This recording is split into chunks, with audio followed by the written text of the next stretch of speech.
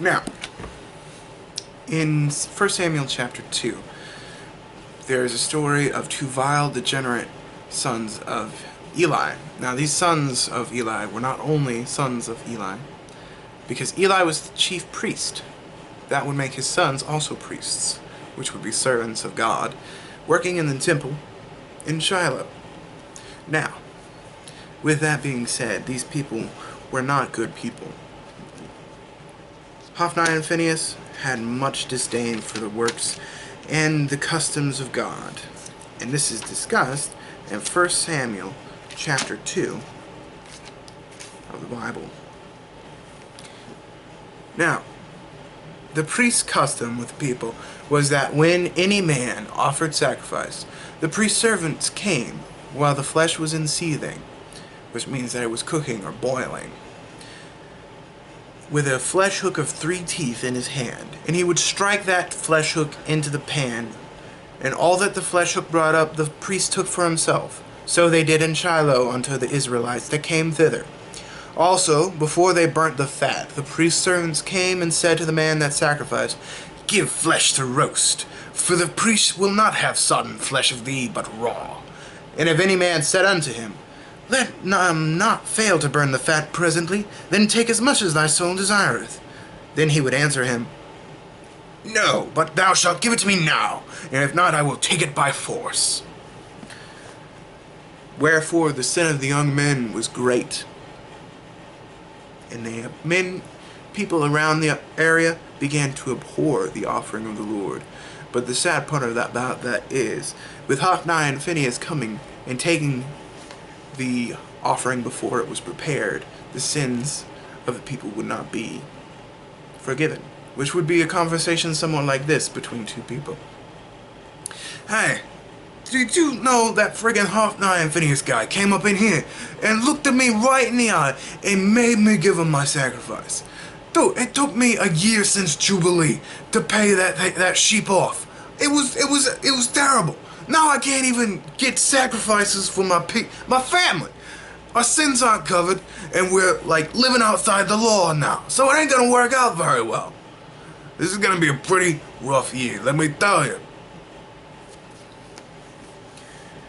Now, with that all going down, the evil that was being wrought, God sent a man, a servant of the Lord, came unto Eli their father, and said unto him, Thus saith the Lord, Did I plainly appear unto the house of thy father, when they were in Egypt and in Pharaoh's house? And did I choose him out of all the tribes of Israel, to be my priest, to offer upon mine altar, to burn incense, to wear an ephod before me?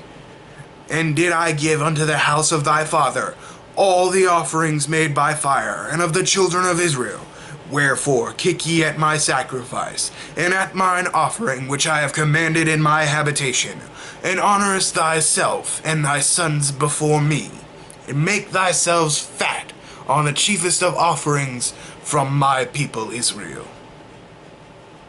Be it far from me, that for them that honor me I will honor, and that them that despise me shall be lightly esteemed. Now let's repeat that, because that is basically telling them, be it far from me, he said, that them that honor me I will honor. If you give honor to the Lord and you respect the customs of the Lord, then you will be honored by the Lord. That's what the text plainly says. I'm not a theologian, so I shall not dive too far into that. But them that dishonor the Lord will be lightly esteemed, it says. Which probably isn't the nicest of things to happen to you. Behold, the days come, that I will cut off thine arm, and the arm of thy father's house, and there shall not be an old man in thine house. That was probably a pretty sad thing to get told to you, and to your face, that there was not going to be another old man in the house of Eli. And the word of Sam,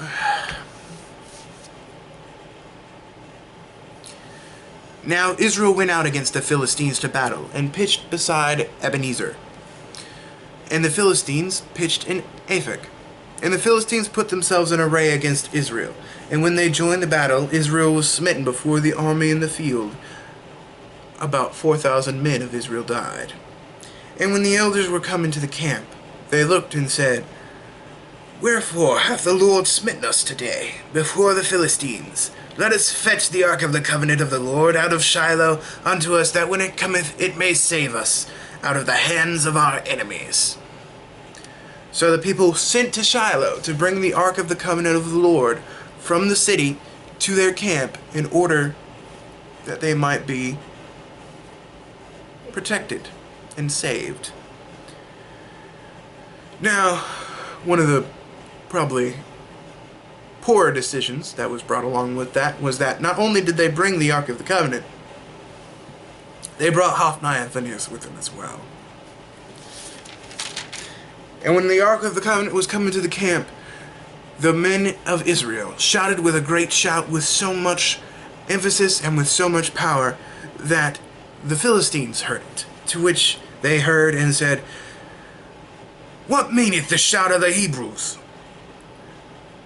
And they understood the ark of the Lord was coming to the Hebrews' camp. And the Philistines were afraid, for they said, God is come into the camp. And they said, Woe unto us! For there hath not been such a thing heretofore. Woe unto us, who shall deliver us out of the hands of these Israels, and out of these people's gods? Because these are the same gods that smote Egypt.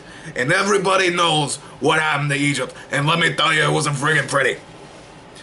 Now, I want all of you Philistines to be strong and quit yourselves like Philistines. Stop being like these Hebrews. These people are going to be our slaves. Let me tell you right now, these Philistines amongst us are our brothers. We're going to stand and we're going to beat these Hebrews. And these Hebrews are going to be our slaves.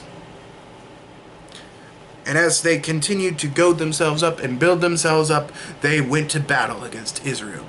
And they smattered Israel thoroughly. To such that there were 30,000 footmen of Israel killed in battle. And Israel completely fled before the Philistines. Insomuch that one person, a man of Benjamin, fled to his tent and then to Shiloh, the Bible says.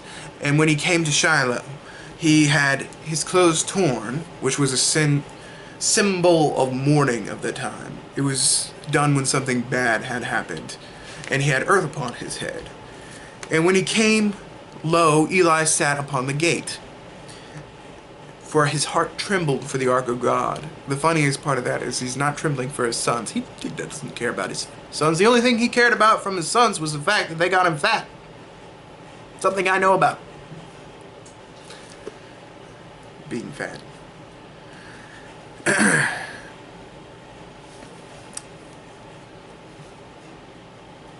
And when he came, lo, Eli sat on the gate. Now, Eli's heart didn't tremble for his sons. His heart trembled for the Ark of the Covenant. Understandable, considering the status of his sons. They weren't very good people, but at the same time, you'd think a father would care slightly. But anywho, when Eli heard the crying of the people, because this guy came into town, this person from the tribe of Benjamin came into town and told everything that happened. And that the Philistines had gained the Ark of the Covenant. And Eli asked him, What meaneth the noise of this tumult? And when he came in, he told Eli hastily. Now Eli was 98 years old at the time, the only person in his family that would reach a decent age, according to the prophecy from the man of God to him. And the man said unto Eli, I am he that came out of the army, and I fled today out of the army. And he said, What is there done, my son? And the messenger answered and said, Israel is fled before the Philistines, and there hath also been a great slaughter among the people, and thy 2 sons, Hophni and Phinehas, are dead. But most importantly, he gave them the news that the Ark of the Covenant had been taken and claimed by the Philistines. And this news caused such a shock to Eli and sent him reeling that he fell off the gatepost he was sitting on, fell back, and broke his neck. Now the Philistines took the Ark of the Covenant from their camp in Aphek and from the battle at Ebenezer, and took that from there to the temple of Dagon in the city of Ashdod. Now, the city of Ashdod was under, and it had a temple dedicated to Dagon. And as per religious war, Dagon was viewed to be the mightier god at the time, so they threw the Ark of the Covenant into Dagon's temple.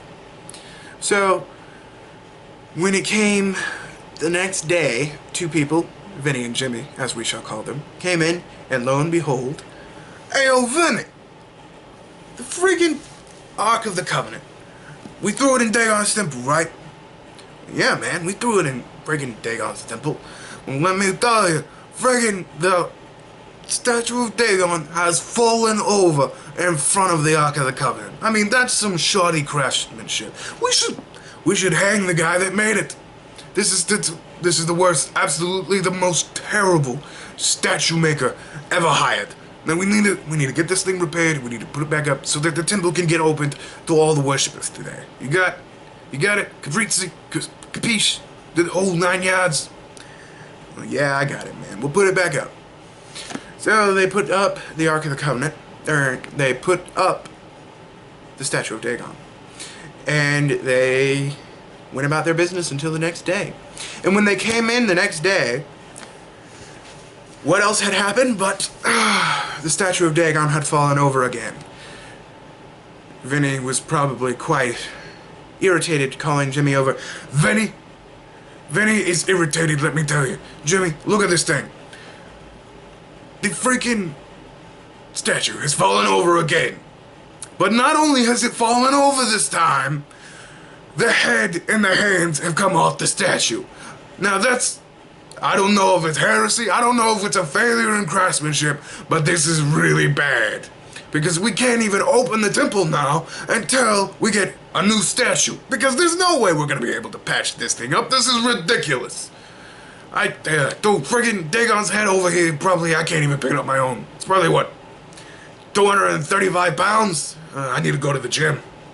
But anywho, let's do what we can, close down the temple, throw on security, and we'll figure out what goes down. And so, with that being said, they continued on about the business. The temple closed, as they say. Therefore, neither the priests of Dagon nor any that came into Dagon's house tread on the threshold until that day, or until the day. But the hand of the Lord was upon Ashdod, because not only did they not listen from the destruction of their God, but they did not listen in many other ways, such as desecration by throwing the Ark of the Covenant in a less holy place dedicated to another god. So he destroyed Ashdod with boils and emerods, which as can only be viewed as tumors, I believe, is what a dictionary will describe those as. And so the people of Ashdod, being slightly smarter than we give them credit for, decided that they needed to move the Ark of the Covenant from Ashdod to Gath. Now, you might recollect that Gath is the city from which Goliath is from. So, we can assume he was probably a small child at this point, but still a giant, nonetheless. And he also had his brothers, which were all more than likely older than him. But anywho, they sent the Ark of the Covenant to Ashdod, or from Ashdod to Gath, and Gath was also smitten with these boils and emerods. And the Bible quotes it saying they had emerods in their secret places. So poor Vinny and Jimmy, as they vacationed in Gath, a very poor choice. Vinny's probably over here running around. Dude, freaking Jimmy, get over here. We should not have vacation in Gath at this time, because this was probably the worst idea we've ever had. I've got a freaking emerald in my head, for crying out loud. We need to get out of the city, and we need to get the Ark of the Covenant out of Gath. Like, throw it at Ekron or something. Therefore, they sent the Ark of God from Gath to Ekron. Now, Ekron had heard, over the course of a few months, that the Ark of the Covenant had been in Ashdod and Gath, heard everything had gone down. And so they said, no, no, no, no, you ain't bringing that thing into our nice city of Ekron. We have a nice thing going on. We don't need no tourist things getting killed. Nobody needs to get emeralds in their secret places. Nobody needs no boils, no nothing. Just keep the thing away from us. Send it, talk to your friggin' lords and whatnot. Just get out of our town. Because you ain't welcome in Ekron. The Ark of the Covenant is not welcome in Ekron either. Just get it out of here. So, then the uncouth and horrible person that he probably was, decided to go and speak to the lords of the Philistines, saying, oh, what are we gonna friggin' do? We have a freaking plague in our city. We've all got tumors in our heads and stuff. We've got freaking boils going out of our arms. What are we gonna do about this Ark of the Covenant that's sitting in our city? Or in these freaking cities. Every place it's been to has had friggin' outbreaks of some sort. So, it's either their god or it's something else. I don't know. What do you friggin' priestly people think? And the priestly people of the Philistines said, if ye send away the ark of God of Israel, send it not empty, but in any wise return him a trespass offering. Then ye shall be healed, and it shall be known to you why his hand is not removed from you. Then they said, what'll the freaking trespass offering be? And they said unto them, 5 golden emeralds, and 5 golden mice, according to the number of the lords and the Philistines, for one plague was on you all, and on your lords. Wherefore ye shall make you images of your emeralds, and images of your mice that mar the land. And ye shall give glory unto the God of Israel. Peradventure he will lighten his hand from off of you. Wherefore then do ye harden your hearts as the Egyptians, and the Pharaoh hardened their hearts, when he had heard and wrought wonderfully among the people. Did they not let him depart, and the people of Israel depart their land? Now therefore make a new cart, and take 2 milk cows. These were probably fresh milk cows, considering they had calves. Now take 2 milk cows, which there had been no yoke laid upon before, and tie them to a newly made cart. Not an old used cart, as the Bible says they had to be a new cart. So they would go on to attach that cart, those cows to the cart, and send it from their town unto the town of Beth Shemesh, as per the instruction of the wise and knows of some sort of mysticalness in the city of the Philistines. So they sent it from their city up towards Beth Shemesh. The Philistine mysticists, as we call them, said that if it goes straight from their city to Beth Shemesh without stopping or turning any what way, then it was definitely the hand of the Lord. But if it didn't, then it was not the hand of the Lord, and it was chance that the ark happened to be in the town as a plague was sweeping through. Which seems like a good idea to most people. So they continued. And the cows took it on the straight path from their city to Beth Shemesh. And the lords of the Philistines followed it all the way from their city, right up to the very edge of Beth Shemesh before they turned around. And as it entered Beth Shemesh, the people were reaping the wheat. So it was very close to harvest time, because the Ark of the Covenant had been in the Philistine lands for 7 months. So the people were without the Ark for over 7 months. It's a good thing it wasn't any time near the Feast of Atonement. Otherwise, they would have been in a lot of trouble. For those people that Hophni and Phinehas didn't steal their offerings from. Now, when the people of Beth Shemesh saw that the Ark was coming, they saw it and looked, yo, the freaking Ark of the Covenant is coming down the road. And they're like, stop pulling that joke, man. It died like 3 months ago.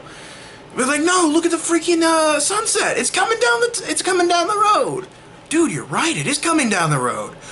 So they went and they saw the Ark of the Covenant coming down the road, and it stopped in Beth Shemesh.